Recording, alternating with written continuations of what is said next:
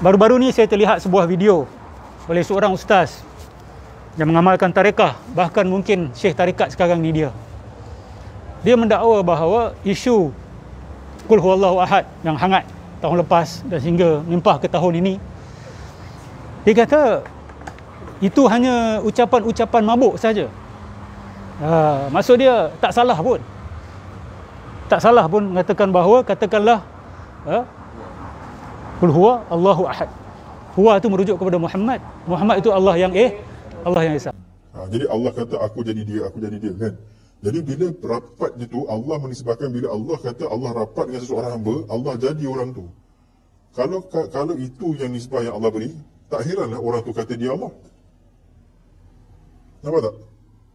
Sebab Allah kata kalau aku rapat, kalau aku kasih dia, kuntu sam'ahu alladhi yasma'u bi. Aku jadi pendengarannya, dia dengarnya. Aku jadi tangannya, dia memukul dengannya. Aku jadi kakinya dia. Maksudnya Allah jadi dia, Allah jadi dia, Allah jadi dia. Itu sebabnya dia orang bila mereka mabuk, mereka kata mereka Allah. Sebenarnya mereka Allah atau bukan? Jawapan dia tak. Serupa juga macam Qul huwallahu ahad yang kecoh. Dah berapa tahun dah, setahun lebih dah kecoh saya rasa. Pasal Qul huwallahu ahad. Kenapa dia kata Qul huwallahu ahad itu nisbah kepada Nabi? Sebenarnya Qul huwallahu ahad itu nisbah kepada siapa? Katakanlah wahai Muhammad, dia itu Allah yang Esa. Huwa tu kan, dia itu, huwa tu dia. Dia itu Allah yang Esa kan. Qul huwallahu ahad kan. Jadi dia itu balik kepada siapa? Yang sebenarnya dia itu balik kepada Allah. Itu yang sebenarnya. Tapi bila dia cakap benda tu kembali kepada Nabi, Nabi itu adalah Allah yang Esa. Kalau wali pun Allah kata aku jadi dia, Nabi dengan wali mana yang lagi Allah sayang? Mestilah Nabi. Jadi sebab tu orang ni bila dia nampak Allah, nampak siapa yang Allah sayang lah. Itu sebabnya cara dia bercakap tu adalah cara mabuk. Apa yang kita nak heran kalau dia kata Nabi itu Allah? Dia kata dia Allah lagi dahsyat daripada dia kata Nabi itu Allah. Jadi bila dia kata Nabi itu Allah, betul tak betul? Jawapan dia tak betul. Tapi kenapa dia cakap macam itu? Mabuk. Macam sama lah saya cakap ini ayah saya. Ini kan bukan ayah saya. Takkan ayah saya macam ni pula? Ini kan bukan ayah saya. Ini kan logam. Tapi kenapa saya cakap ini ayah saya? Dikatakan bahawa ini kalam-kalam mabuk. Banyak kali dah kita dengar hujah-hujah macam ni. Saya nak tanya, kita nak agama Islam ni jadi agama apa ni? Agama mabuk ke? Pada dataran tertinggi mesti ada mabuk. Dataran tertinggi mesti mabuk. Sedangkan kita diajar dataran tertinggi, seseorang tu dia kita kata semakin waras, semakin bijaksana, semakin berilmu, semakin teguh jiwa dia. Tapi ini terbalik, sampai dataran paling tinggi mabuk. Lepas tu saya ada jumpa ada orang lain lah, bukan orang yang sama, menggunakan dalil-dalil seperti Nabi dituduh gila kan? Jadi tuduhan gila mabuk ni benda biasa dinisbahkan kepada orang-orang soleh, orang baik sepanjang sejarah. Ada sampai bawa satu hadis yang saya tak pasti kesahihannya, uzkurullaha hatta yaqulu majnun. Ingatlah Allah begitu banyak sekali sehingga mereka menuduh kamu gila. Jadi mereka mengambil dalil itu untuk mengabsahkan, menjustifikasikan kemabukan ataupun ucapan-ucapan di luar batasan syarak. Atas dasar ni gila ni, Nabi pun dituduh gila. So macam mana? Ini salam rahmatullah. Ini bagi saya, bagi kami adalah penyelewengan dalil sebenarnya. Bila orang musyrikin Quraisy melabel Nabi sebagai gila, kenapa sahabat-sahabat? Cuba saya nak dengar pandangan sikit. Adakah kerana Nabi macam orang mabuk mengutarakan kata-kata seperti orang gila? Aku adalah Tuhan, Tuhan dalam diri aku, yang bercakap ni adalah Tuhan. Adakah Nabi dituduh gila sebab itu? Adakah Nabi tidak pakai baju, tampar-tampar diri dia di hadapan khalayak ramai? Kenapa Nabi dikata gila? Sebab dia berbeza berdakwah, mengajak mereka percaya pada sesuatu yang tak diajar oleh tok nenek moyang mereka. Didakwa kau gila sebab kau suruh kami ikut sesuatu yang menentang apa yang tok nenek moyang kami ajar. Itu antara sebab lah. Dan melanggar norma-norma kehidupan masyarakat kita. Kita terima penyembahan berhala, engkau kata jangan sembah berhala.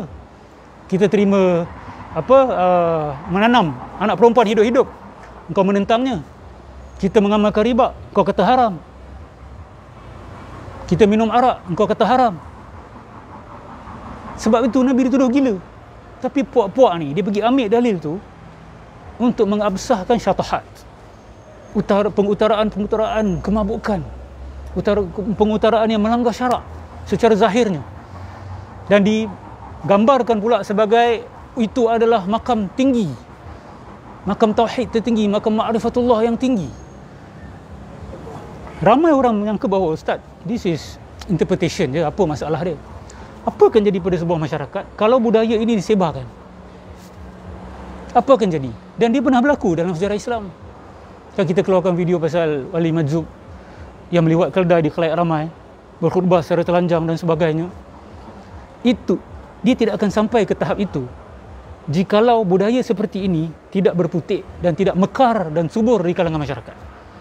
Mabuk, tak apa, Ustaz, mabuk cinta. Cakap, aku Tuhan, aku nak bersatu dengan Tuhan, aku nak tidur dengan Tuhan, Tuhan adalah aku adalah Tuhan.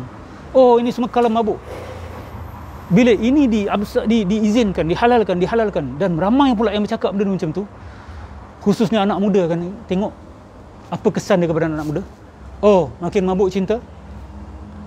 Cinta ke tak cinta ke, itu soal nombor dua. Kamu ikut ke tak ikut, itu saja. Betul tak? Ikut syarak ke tak ikut syarak, ikut wahyu ke tak ikut wahyu.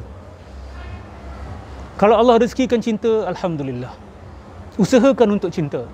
Nabi kata apa? La yu'minu ahadukum hatta akuna ahabba ilaihi min walidihi wa waladihi wan nasi ajma'in. Kamu tidak benar-benar beriman selagi kamu tidak mencintai aku lebih daripada mak ayah kamu sendiri, anak kamu sendiri, dan daripada sekalian manusia. Cinta penting, perlu. Tapi siapa yang ajar kita cinta ni membuat kita jadi mabuk dan gila? Dan cinta yang dah sampai satu tahap melampau, adakah itu sesuatu yang terpuji atau terkeji?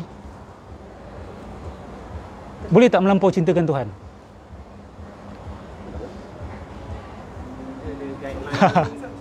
Boleh tak melampau dalam mencintai Tuhan? Cinta pun boleh melampau dan boleh merosakkan. Dia cinta sangat pada Tuhan sehingga dia meninggalkan tanggungjawab keduniaan dia, tanggungjawab kepada isteri, kepada anak-anak, kepada ibu ayah dia. Mungkin ada yang akan kata, Ustaz, itu orang yang tak cinta Tuhan. Tak, saya kata dia cinta, cuma dia salah dalam cinta dia. Boleh tak manusia salah dalam cinta dia? Manusia cinta manusia pun boleh salah. Dia ingat dia sayang perempuan tu, tapi pelampauan dia dalam cinta buat perempuan tu menyampah dekat dia. Betul tak? Ada tak? Berlaku tak benda tu? Berlaku tak? Tapi dia melampau dalam cinta dia, dia mencintai. So ada orang yang mencintai Tuhan, tetapi dia tak perasan dia dah melampau sehingga dia tak buat apa yang Tuhan suruh dia buat.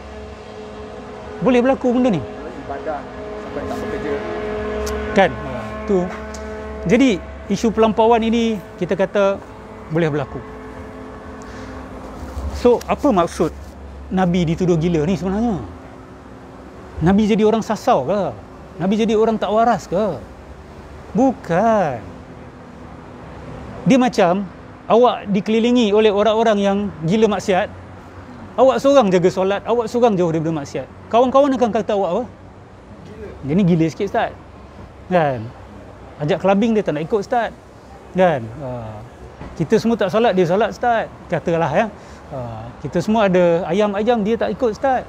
Dia gila. Tapi gila tu positif ke negatifnya gila? Beza dengan Ustaz, dia ni gila, Ustaz, dia jalan keluar pakai seluar dalam je, Ustaz.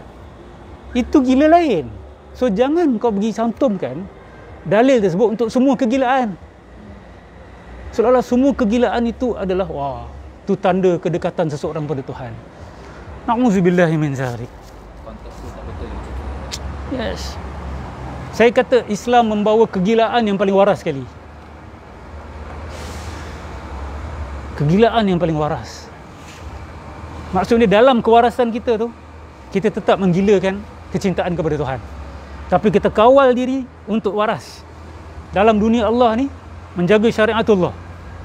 Dan itu cabaran besar, bukan senang. Kalau kita baca kitab-kitab tasawuf, ada wali-wali yang macam tu. Dia sebenarnya dah tak nak dunia lagi dah. Nak Allah sajalah. Minta, ya Allah, aku nak mati, aku nak jumpa kau. Aku dah rindu sangat pada kau. Tapi dia tetap menjaga adab dia dengan Tuhan. Allah masih belum nak ambil nyawa aku hari ini. Aku jaga syariat. Tak apa. Aku ada anak isteri. Aku tunjukkan kasih sayang pada dia orang. Walaupun hati aku dah ditarik-tarik dah. Aku tengok pokok, aku teringat Allah. Aku tengok manusia, aku teringat Allah. Aku nak makan nasi, aku teringat Allah. Mustahil ke ada orang macam tu? Tak mustahil. Tapi dia kena tarik hati dia. Dia kena kawal hati dia supaya menghormati takdir Allah. Allah belum lagi mengambil nyawa kau. Kau masih di atas dunia, maka hormati syariat Allah di atas muka bumi ini. Jadi inilah saya mohon kepada masyarakat dan ustaz-ustaz macam ni. Kami faham apa yang kamu maksudkan dengan cinta, gila cinta kepada Tuhan.